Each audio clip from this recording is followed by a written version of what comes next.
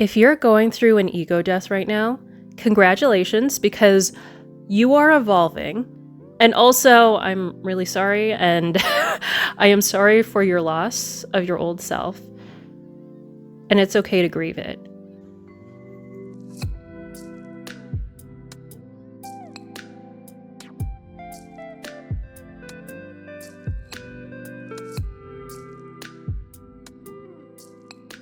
So what's confusing is that both things are true at once, right?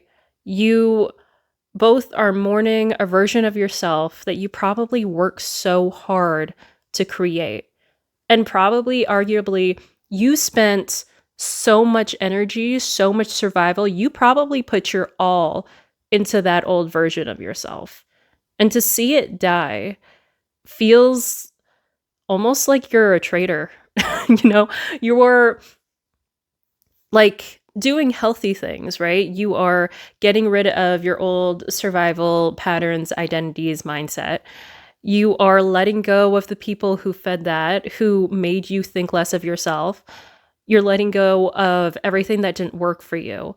But in some ways, there's a weird guilt, and then there's a grief, because your body has mostly known and has trained yourself to be in that identity for so long.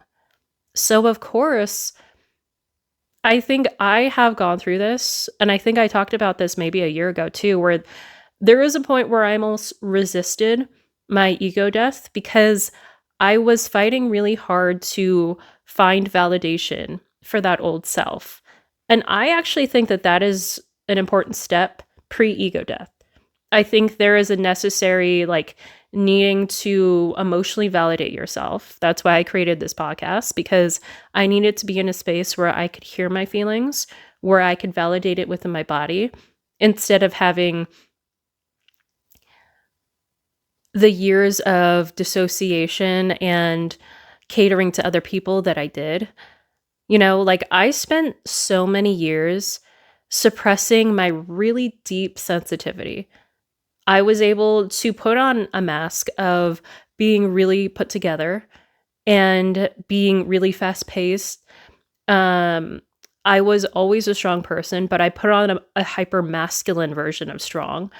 And I think for years, I started to basically get health issues. I got exhausted. I never got to the actual creative part of what I wanted to do. And I was stuck in this sort of mask of, and this identity of what I needed to be in order to survive, like a lot of us. And then I wanted to jump right into, the new identity, like a lot of us do, right? I think a lot of us want to jump right into, okay, that is bad. I will correct it. Let me do the next thing. And I think that kind of works, but you will still have that grieving period. I think you'll have the pre-grief period as well, where you are basically knowing that, let me put it this way. I think that you're going to have the period of time where your old identity is currently dying, or it's not gone yet, but you may be trying to hold on to the way you used to do things. You may be holding on to old feelings. You may be holding on to the people or the environments, and you want to make it work. And then there's, at least holding on to the wounded version of us. I will say, just before I get back to ego death, that is actually, to me, a really important step. So for me, there was a period of time where I was really mourning myself before I finally let go of my old identity. Like, you could say that, I unmasked, I stopped trying to people please. I stopped trying to fawn. And after that, I got, I felt shame and frustration at myself for letting that happen. And then I uncovered, my anger, my sadness, my frustration with other people. And it's interesting because it was almost like I was allowing myself to acknowledge that I was wounded and to I know these are intense metaphors, but honestly, it kind of felt like I acknowledged I am so hurt and wounded within this identity. It's inevitable that it's going to die. Does that make sense? Like, I am so damaged to the point of no repair trying to live this old way. Of course, it was going to die. But during the period of time where I was dying, I allowed myself to acknowledge all of the pain and all of the wounds that I had. So I let myself understand that I had a lot of anger. I let myself understand that I had a lot of sadness and anxiety. And I thought it was really necessary for me to understand that so I can name it, so I can move on and acknowledge what I need to be able to understand and hold and acknowledge for, later on in my life when I am more empowered. But basically, it's interesting because I was sitting in that sad space for a little bit, but I don't think that it was unnecessary. Like, I will say maybe for the past few months, I've allowed myself to have the anger, and I've allowed myself to mostly be with my body and not have to cater my emotions to other people. If you, in any which way, no matter what your survival mindset, how you showed up, like what your old identity was, there is a version of it that probably was not living fully for itself, but mostly for other people, right? So either way, you're going to experience some sort of, anger, lashing out, underlying suppressed feelings coming up. And I think that that is necessary. However, we don't have to get stuck in that zone. And eventually we do move out of that zone when we do die, when we do let go. Once you have felt and lived out all of the suppressed things, and I don't want to say lived out. Once you have allowed yourself to go through and validate, those suppressed emotions, you are ready to let them go. And so it's no surprise then that after you allow yourself that state where you're basically talking to your wounded self or your wounded child, I think that it can feel in some ways like you're being a traitor. Like you're being a traitor to that old self who worked so hard, who did so much for other people, who built so many things, who probably did the most. It's almost like, how dare I not honor that version of me by killing it? You are honoring that version of you. You're allowing it to rest. And you're letting yourself move on, knowing that they taught you a lot. I think it's interesting because once we've sort of let go of our masks, and then we've allowed ourselves to explore our suppressed emotions, and then we let go, it feels like a little bit of a void. You do get the sense that you've grieved your old self. You might be in a weird in-between transition state where you might be looking around for other ways of being. Like I had a couple years where I explored my spirituality. I think it's really natural to dip into your spirituality, to look at your belief systems and see if they need an upgrade, especially when you have done some inner child or like wounded child healing and when you're experiencing an ego death. Because you're really like exploring like, so what is my belief system? Who do I want to be? What is my new identity? So it wouldn't be surprising to be jumping into new hobbies, or like eventually like, kind of exploring life, having an eat, pray, love sort of experience. That's sort of what I did. And then what's funny is I tried to take on a new identity, maybe too quickly. Now, this is up to you. This is just the process. But I think that I immediately was like, well, I want to help other people. I want to help people through this.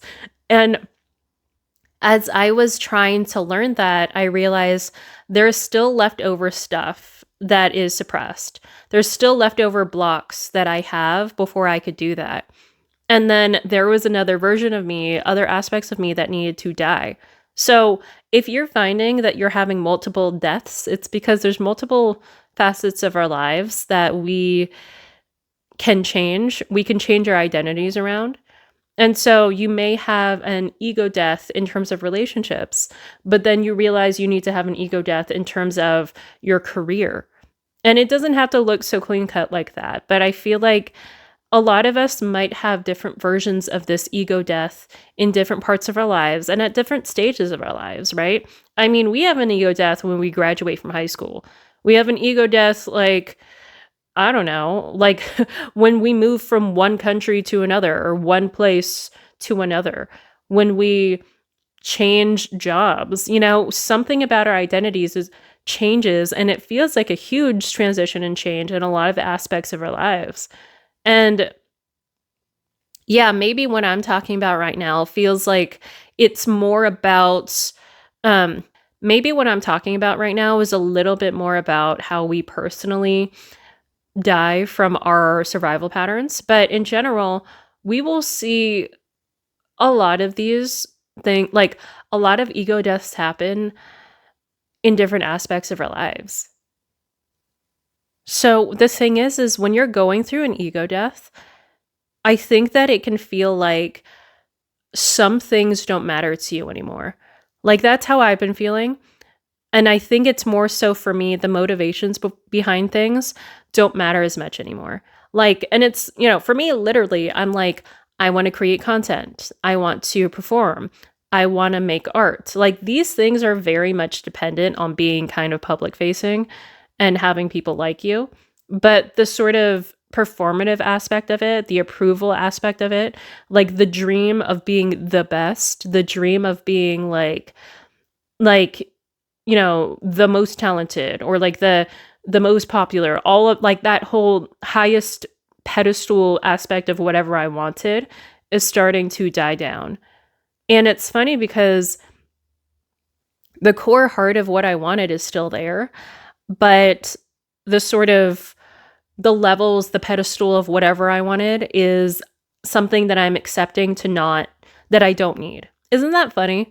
Like when we have healed more, we're a little bit less, I don't want to say less ambitious, but we are less, I don't even want to say ego based either, but I think that we are less performative. We care less about other people's approval. And we are more, in tune with what we want. It's funny because for me, obviously I started off being like, I want to be like an insanely good filmmaker and like writer and stuff. And hey, I'm allowed to want that. I'm allowed to want that right now too. And I don't know that now that I've gone through my hero's journey personally, or at least some part of it, that is actually why, okay, how do I put this? I want that.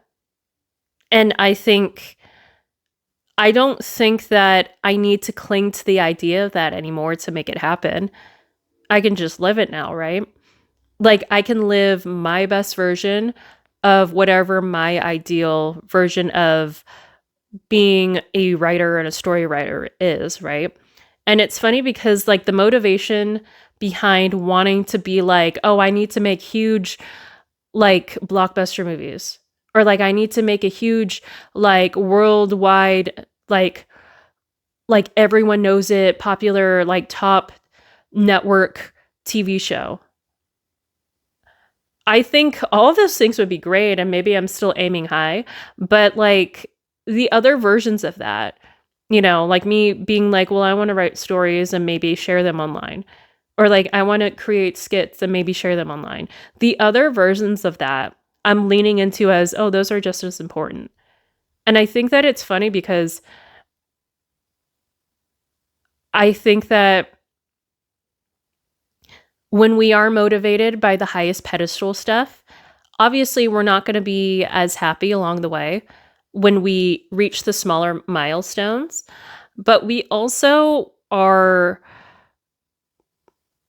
living too much in survival mode, or we're living too much in low self-acceptance and everything.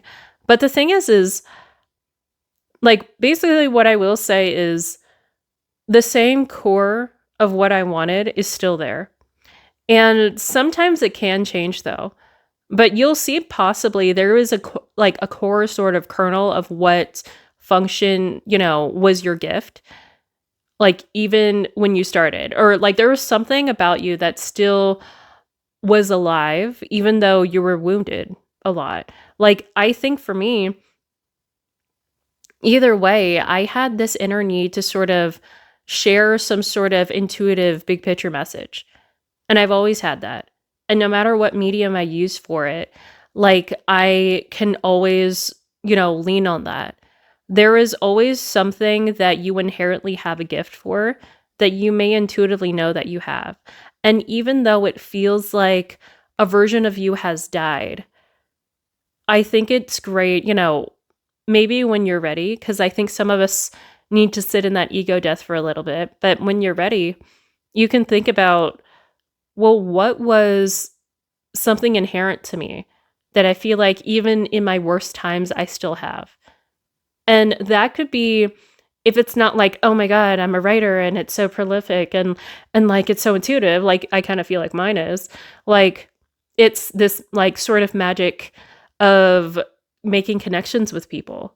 Like maybe you have this really in tune, like I really understand people. I really am curious about people and how, and or maybe other cultures or something like that. Like there is something that is still your passion, that's still inherent to you, that you feel so inherently curious about, that is just unique to you, and that that's your sweet spot.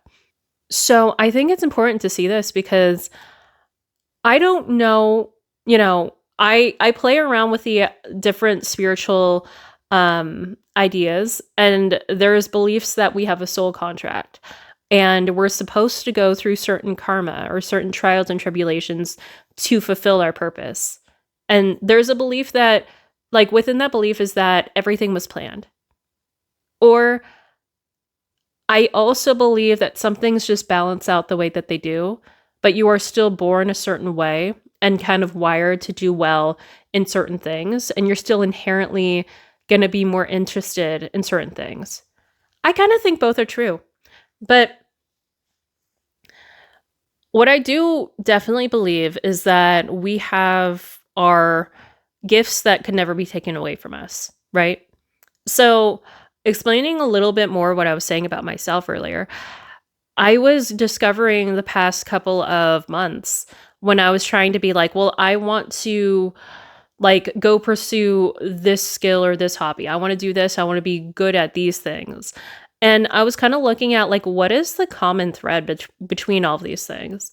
And there is something about, like, for me, having a really dominant, intuitive, emotional connection to things. And that is how I create. That is my biggest strength in the world. And I'm saying this in relation to ego death because as much as I can have an ego around like, oh, I want to be like a writer or I want to be like the best whatever, you take away all of the human-made, like manufactured, like highest level, like achievement versions of all those things, and you still have the core of who you are.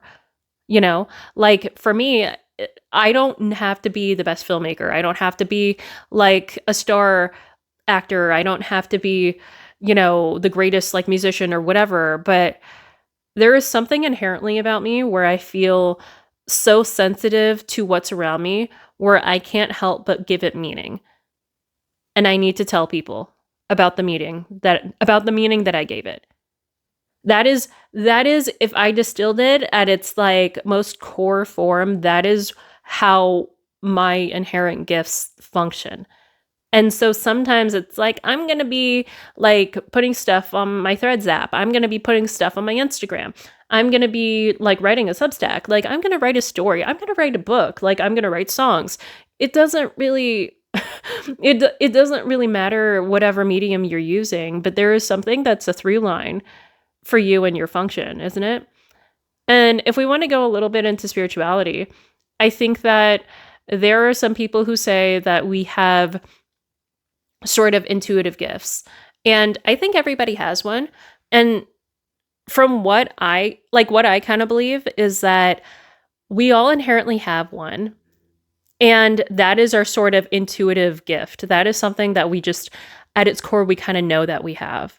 So there's clairsentience, claircognizance, clairaudience, clairvoyance. Clairvoyance is just you see and you're kind of psychic, like just literally psychic. And then clairaudience is you hear things, you pick up on things somehow psychically, and you kind of hear messages, you hear voices. And then claircognizance is you just kind of know things. It just comes to you intuitively, you just know things. Clairsentience is you can feel or pick up on people around you, or you can pick up intuitively like a sense or an emotion or something outside of you. You get it through feeling. And for me, I have really dominantly two.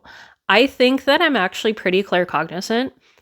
I think that there's been a lot of times in my life where I just kind of knew what was the right path, even though I hated the fact that I had to experience traumatic things.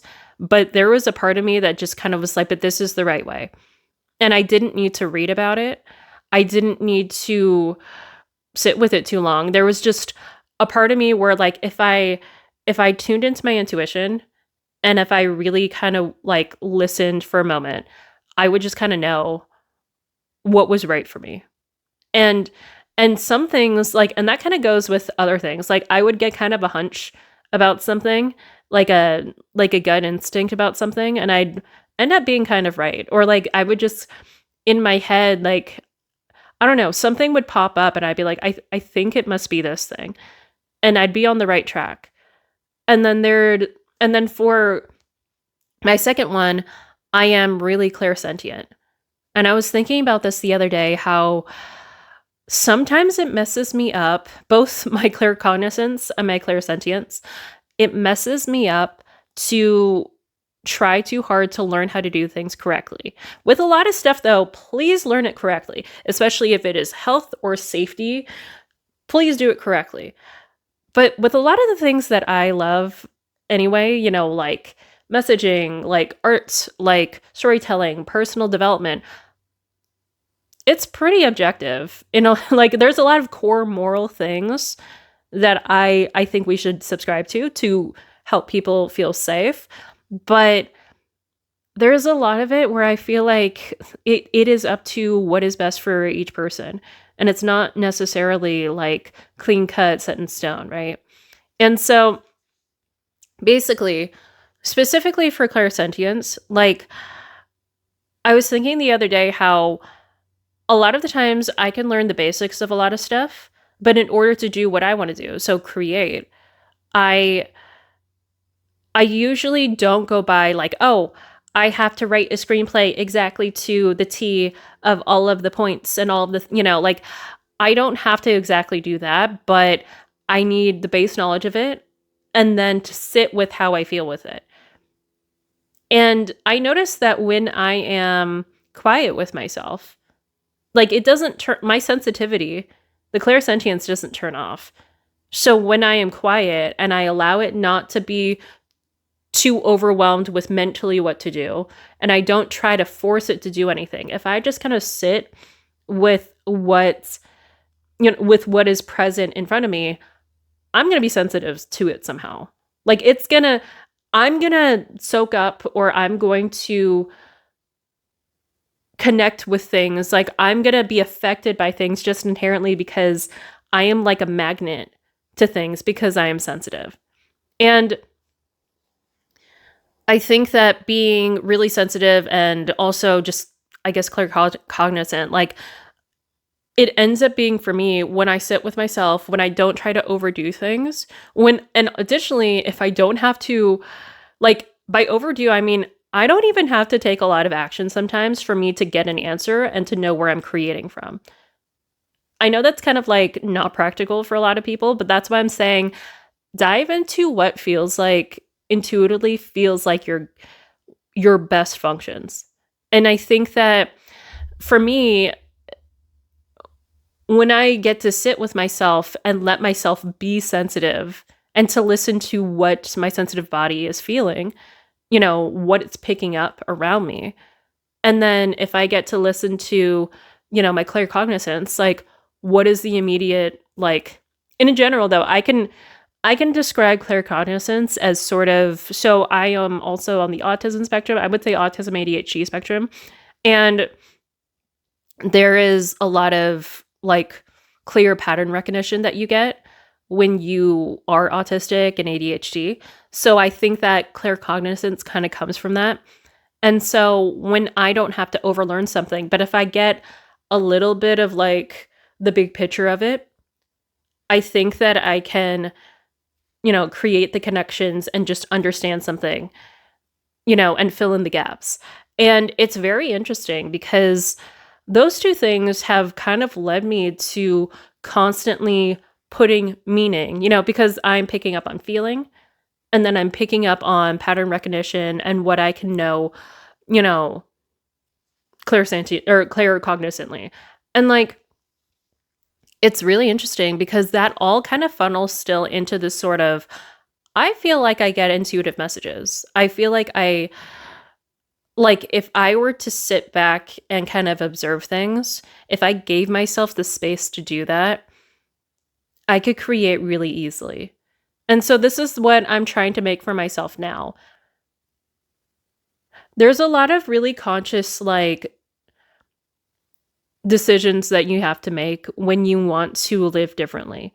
Like, you honestly move differently. You move at a different pace. Like, you don't just go through the motions of, I'm going to plan a schedule, I'm going to do everything perfectly. Like, you're also watching, how do you emotionally show up when you are wanting to become a new person? Is it from, just this like, I know I have to, from obligation?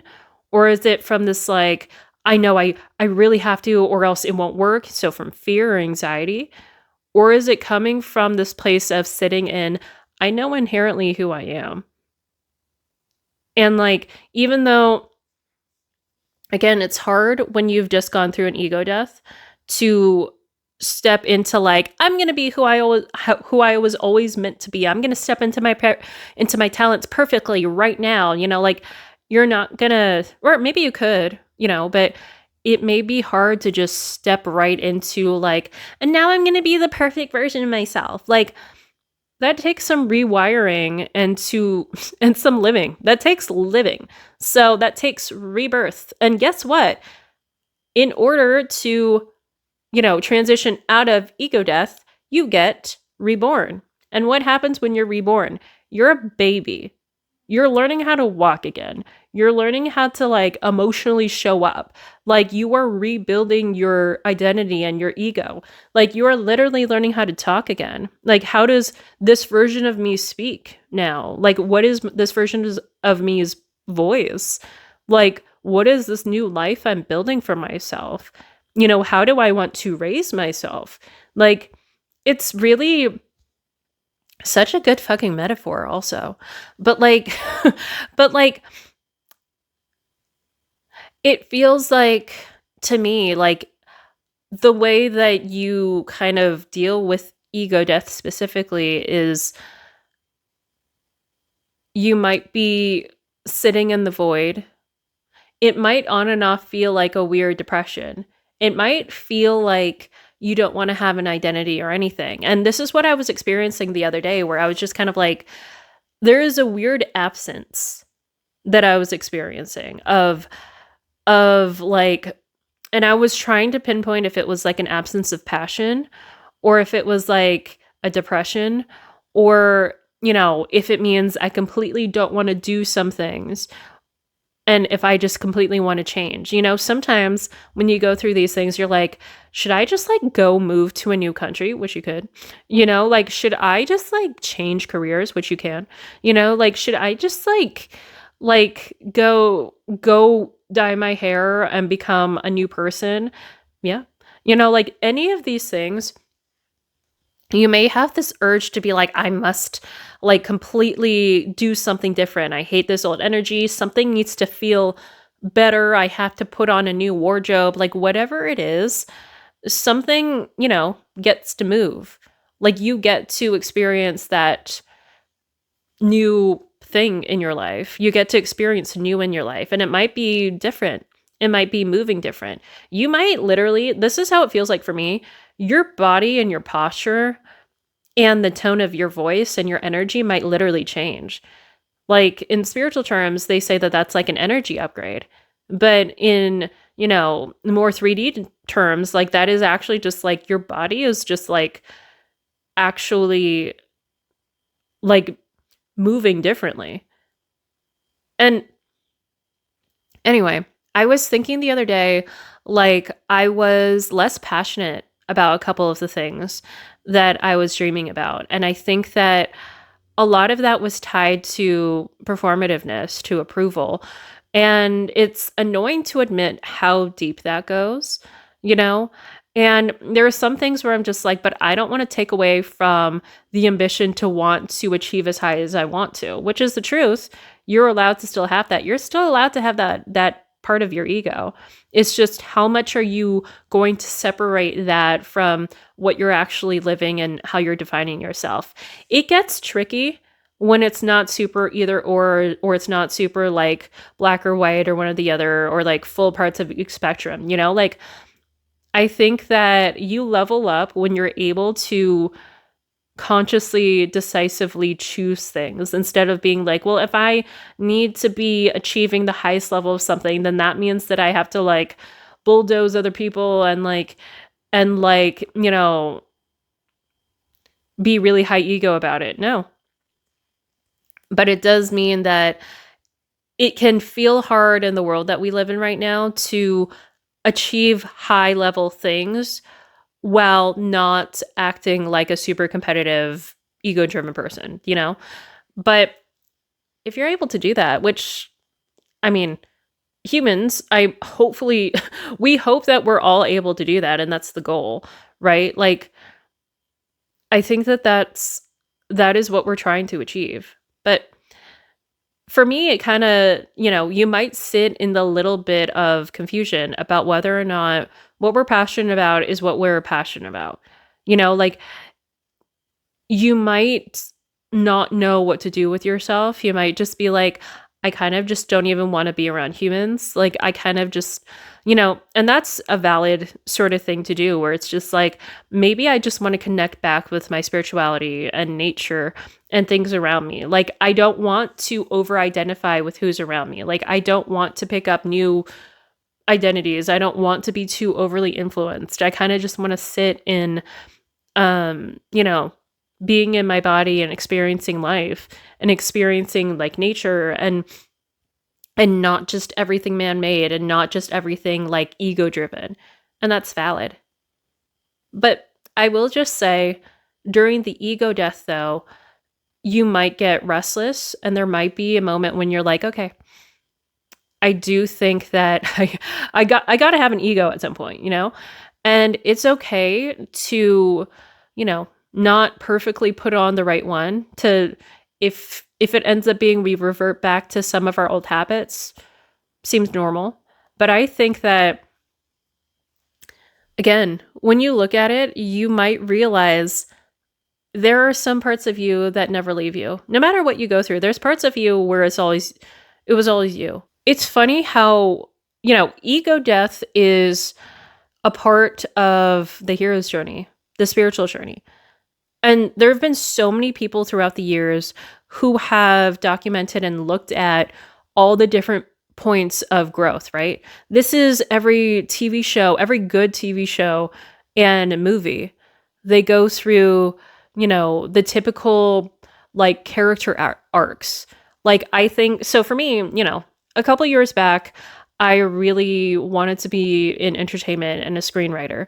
And I have these books on, the Joseph Campbell books on the power of myth and A Hero with a Thousand Faces. And very classically, he talked about all these different points and a lot of specific points. But let's the main three are, you feel called to action. You feel called to journey off and initially break away from what your life originally was. And then you have the sort of second act, sort of the middle portion, where you are in initiation, when you are going through your trials and tribulations, when you're going through the worst of it, but when you're also learning, when you are becoming, when you are going through your rocky workout experience, like you are building your muscles in that second act, in that initiation. And then during that time, towards the end of that act, you are going to experience the ego death. And then after that, you get to act 3, you get to the resolution. And you will also basically be completing the call that you initiated earlier. Isn't that interesting? So that literally feels like that's what's been happening to me. Because, like I said, a couple years back, I had this sort of claircognizant knowing that I wanted to create things. And then I was trying to push it. Like, I was trying to create screenplays. I was always creating and writing, and I was really consistent with it before, and like I had a lot of things that I wanted to achieve. But then, it's funny because literally my screenplays would be like, okay, that was kind of basic though. There was something else, some other message that I wasn't understanding, that I wasn't getting, that I wanted to give, And then, I went to be like, well, I want to pursue this. I want to create this. And life happened after I initiated that call. I, worked at a lot of different places. I experienced a lot of different types of people. And I realized my life is writing all of the stuff that I need to share, and there was not a way I could escape that. There's not a way to escape that second act, to escape your sort of initiation and to escape that ego death. That is vital for your understanding, and that is how you develop. There is no good TV show or movie where it was like, I had the call and then I did it. Like, there's no, the story is in the middle. I understand we don't want to do the challenging parts of life just for the plot, but literally that's kind of how it happens, isn't it? But it's interesting because I've gone through at least one really big ego death lately, and now I'm getting this itch to go right again. Like I'm getting this itch to go, I feel like I'm wrapping up a lot of the initiation, the knowledge gathering part of my life. I just experienced a lot of ego death. I had this sort of internal crisis of, am I passionate about all these things anymore? And then I kind of woke up one day, today, honestly, and then I was like, no, that was supposed to happen. Like I actually, and what's even better is now that I'm kind of entering the post-ego death era, now I'm going through rebirth, like it feels like a lot of the weightiness of what I wanted to create is, has gotten lighter and lighter. Like there is, especially when you're like, oh my God, I want to go be really successful, create a business, be an actor. Like you go through like, okay, I need to learn everything, and then I will break away and I'll do it. And we think it's going to go straight to act 3, straight to resolution. But actually, it creates some things and you're like, oh my God, I did really well. And then you're like, oh no, problem. Oh, okay, understanding from the problem. Okay, I've evolved. That's it, right? No. Oh, I've evolved. There's another problem. And then I've evolved. And then more problems. And then I've evolved. And then eventually you go, a lot of this stuff at its core is from my own survival patterns. And then ultimately, I have a bigger ego death. Oh my gosh. And then you've learned so much that you've evolved like a million times to the point where you're like, yeah, I think I have to let go of the old habits and stuff. And then I can finally be reborn and I can finally be prepared to take on the things that I wanted. Some of these things are just like, you couldn't have manifested what you wanted unless you had the experience that made your ego die. So you no longer had to be that old version of yourself. That old version of yourself would not have fully lived out exactly what you wanted. It had to experience all the wounds and all the stuff, and then it got what it needed to do. And then it got what it wanted. I think that's really interesting. Anyway, so basically what I was trying to say is the ego death is a huge pivotal part of you transforming and becoming and manifesting the person that you want to be in order to achieve what you want. And here's the thing, there's different seasons of these things, like your life might be a little bit more like an ongoing TV show than a movie, right? Like there's going to be like, and then I knocked it out and I created a business and that was everything, right? And then the next season is like, oh my God, now I have to tackle relationships. And oh my God, now this thing. Like we might experience the hero's journey in several, and we're going to, metaphorically and maybe on smaller scales, but like we're going to experience the hero's journey, a lot of things. But if you had sort of the moments of the bigger pivotal, like survival pattern deaths, like if you do tackle, the huge overarching, like trauma fueled version of yourself, that's going to knock out a lot. That's going to help you as you go through the next stages of your life. But I just think it's crazy because for me, I've just kind of felt like I've sort of, I kind of planted a seed for the call in my life. I lived a lot of it. Some of it ended up being experienced through health issues, through family and career issues, and romantic relationships. It's funny because I talk a lot about romantic relationships on this channel, but it does not get anyone, like, to be honest, a huge bulk part of my actual life's healing has been much more about family, health, and career stuff than really romantic relationships. But I was kind of leaning into it because of popularity on the, like, because of what works on YouTube, to be honest. But so much more of my healing journey and my empowerment journey has been outside of romantic relationships. I also haven't dated that much, aside from maybe a 3-year period where I really did. And then I kind of knocked those out, like, and kind of like went kind of crazy with it. And then after that, I was like, okay, back to my regular scheduled, like, career and health problems. But I have this witch that I got from France, I forget what it's called, but it's like the Christmas capital of France. I called her Stella. I was from Strasbourg. Stella from Strasbourg. She was just eyeing me just now, so I felt the need to show her. Hi. She's supposed to be protective. So apparently they say when I got her, it was apparently like when you put her out the window, she protects and she sees everyone. She protects you from evil.